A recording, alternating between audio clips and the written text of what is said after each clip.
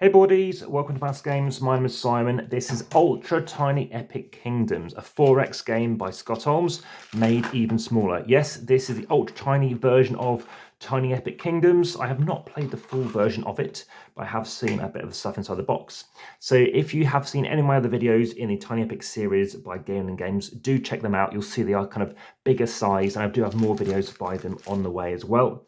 So if you're playing a solo, you'll be using this solo priority card. I will not be showing you the solo playthrough though for this game. So lots of different terrains, and each of the terrains on the back have a different kind of faction or race that you can choose to play as, and I'll randomly pick one and go through it. We do have a small rulebook. It is 32 pages long. Do not feel daunted. It's one of the best rulebooks I have experienced because not only is it accurate and it is clear, it is also exciting. It's the most exciting rulebook I've read in terms of wanting me to be engaged in what I'm doing because of all the things you're doing in a 4X game, which is typically expanding, exploring, exploiting, and exterminating. So this is a game for 1 to 5 players. I recommend it best as a 3 to a 5, just because it doesn't have any kind of variant skills going off 2. So everyone is going to have one of these cards. I'm just going to leave a couple out, or maybe even 3, as I do recommend it, like I said, as a 3. Most recently I played it as a 4, so for symmetry I'm tempted to put it there as well. The rest you will not need. So put everything else away. If you are playing as a 2, you will still need that as well. Your little action card telling you how you're going to play out some cubes. And you're going to need this card out as well. This, by the way, is called an action card, as it says pretty much on it, whereas this is called a tower card. And this relates to certain ways you can get more points. This is a symbol representing points you can score as well. So everybody is going to, again, shuffle up and take one of these cards each. Let me just take Halflings one for now. I didn't actually happen to play as Halflings last time. Again, the rest you can look through and put away. Everybody is going to take one of these out as well and place in front of them. And then lastly, everyone is going to choose your player cubes. So there's 5 different colors, again, because it's up to 5 players. And you're going to take your respective color. Now, last name being lavender, I'll take purple. You're going to take the respective colors of everything else. You're going to leave gray cubes off to the side because these are action cubes. This has a follow mechanism, which means everybody is going to take an action once the lead player has taken an action themselves. So as I mentioned earlier about checking out my other Gamelyn videos, check out my playlist for that. Also make sure you like, subscribe and hit the notification bell for further updates, as well as comment. Please do comment and share and let me know your thoughts. Of course, there are other updates as well. And if you are watching this as a short, make sure you watch the full video.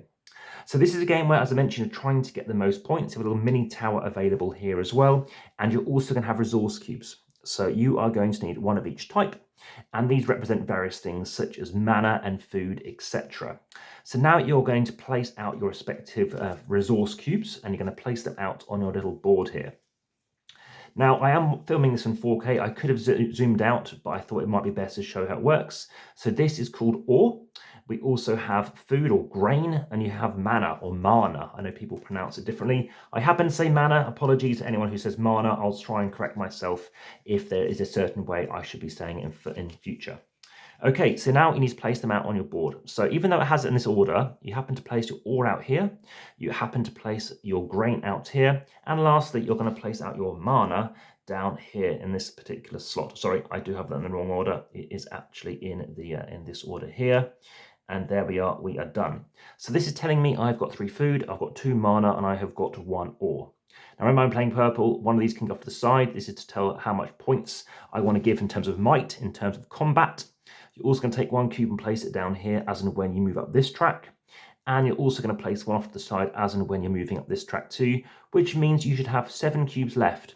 Now the game can end in a few different ways. When this reaches the end, again, you're going to finish the round, or you've got 7 cubes out here as well. That is another way to finish the game. And lastly, finishing the top here. So different ways to finish the game, and like I said, you're going to finish the round and tot up your points. For example, reaching the top of this section over here gives you 1 victory point for each player you have an alliance with. I'll talk about alliances in a bit, but basically it's when you choose to combat and you both choose to basically truce and tie and live commonly with each other, you're fine. You're now going to place out a random, it doesn't really matter, 2 of your cubes in any of these zones as you wish. So let's say we've got red over here, and then let's say we've got black over here. And this basically tells us the starting locations, things that which give us resources as and when we do stuff.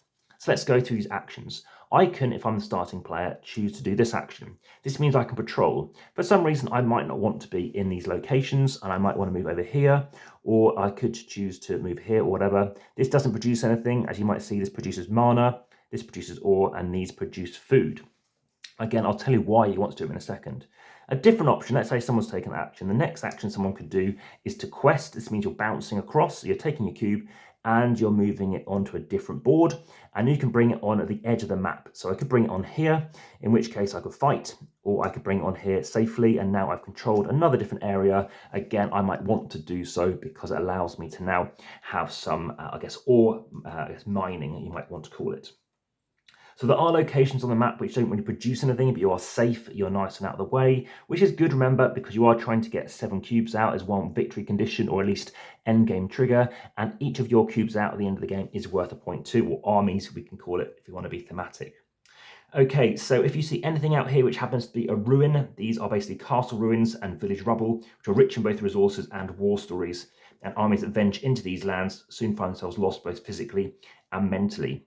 But when you are collecting resources for each ruins region you occupy, you're going to collect any one resource of your choice. But let's just talk about these other locations. Again, these are kind of ruins and stuff. If you happen to be in a capital city, by the way, that's over here, it's worth 2 victory points to the player who occupies it at the end of the game. And if 2 allied players share a capital city, both allied players receive 1 victory point. And a capital city region does not provide resources when collecting. So again, it's good at the end, but not early on. And you have other things such as rivers and stuff. They're basically impassable, so you cannot cross them. And again, it will cannot be occupied unless stated otherwise by other faction abilities. And rivers are treated like large bodies of water and therefore impassable, and regions divided by river are not considered adjacent. Okay, so let's talk through those other actions. So now more fun actions. We have got build. What this lets you do is you're going to pay ore equal to how much you've got. So if I want to move here, I'll pay 1 ore, spend that, it comes off for now, and now I've got 0 victory points. The next time I take a build action, which again, I've got to wait for these to clear, and these will clear once 5 cubes are on here. So if I'm the person who places 1, the next player, those will be cleared off, and now they've got free choice as to what they want to do next. So it's unlikely you're going to take back-to-back build actions, will mean that I can now have to spend 2. So I've got to somehow get resources. Again, I'll come on to that in a second. And now I can spend 2, or for example, and now I've got myself 1 point. Now, in the last game, I happened to actually trigger the end of the game by reaching the top, which happened to give me the victory by happening to have 10 points for one way of doing so. But just remind you again, victory point or end game triggers. 7 armies in play, has built their 6th level of the tower card, or has researched all 5 levels of magic on their faction card. So you are going to need ore for over here. You are going to need mana down here, and you might want to have something else here too. But another thing you can do, so we've talked about build, is to research. So if you place a cube on here, mana lets you spend a mana, for example, and now you've done this, you do it in order. So after a war is resolved, if you offered peace and the other player did not, they lose 2 resources of their choice. So that's what halflings do. Again, minimum 3 players only. Next one up, for example, if you create an alliance, the other player gains 1 resource of their choice. So you keep on bumping up. Now, talk about expanding. Well, this is how you get more cubes on the board. So we've talked about building up here, building up here. Again, another end game trigger is we're getting stuff out. So I can expand, again, paying 1 food to bring out one of these cubes. However, the amount of food you're spending is equal to the amount of cubes already on the board. So I'll have to spend 2 to bring out another cube here. And that again is expand, and we've pretty much covered the majority of how you are going to play the game. So as you can see, you are bringing out cubes. Again, more cubes give you more production. I'll tell you how production works. So you are adding a new army to a region you occupy. So you've got to be in it, and you pay food, again, grain or whatever you want to call it, yellow stuff. And it's equal to the number of armies you now have in place. So it'll actually cost me 3. So that's why it makes sense. You've got 3, you're bringing out 3, you've now got 3 here. Again, it must be placed in the same region with another army of your colour. So you've got to obviously make sure it is accurate. And you've also got to make sure that there's never more than 2 armies in any region. So, for example, I must bring it here, and now it cannot be invaded because I'm already here. So let's talk about the follow action, and then let's talk about fighting. So if you want to follow, this means if someone takes any action, everybody else produces, which means, let's say someone did this or whatever, and let's say this is already on here, I'd get myself 2 ore, I'd get myself 1 mana, and that's it. And everyone else would get grain or whatever. And that's important because it lets you know what you can do on a future turn. Now, another action you can do down here is you can choose to switch anything for anything else. But let's talk about war. Let's say I've got lots of stuff out and I want to fight, and come over here by questing.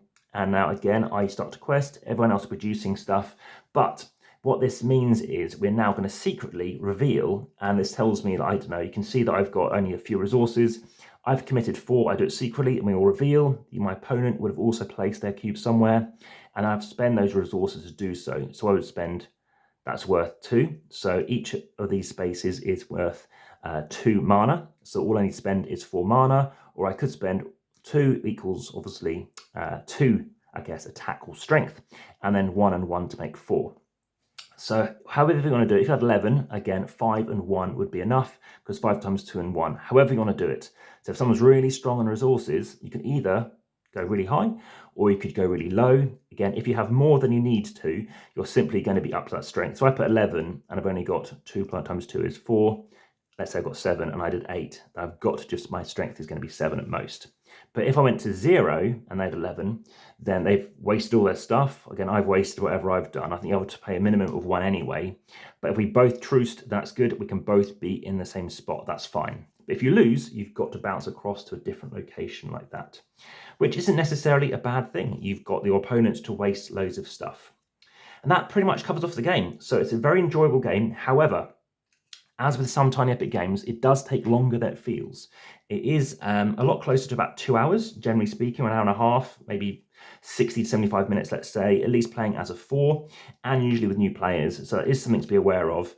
And yeah, it is something, and I do feel it outstays as well slightly, at least for some other people, compared to some of the other Tiny Epic games, such as Tiny Epic Dinosaurs, Tiny Epic Defenders, and Tiny Epic Zombies in particular.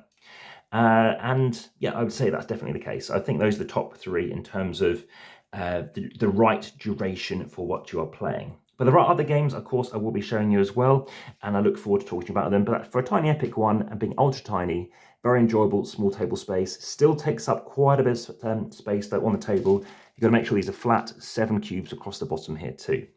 But thanks very much for watching. Speak to you again on the next one. For now, enjoy the game and back to the table.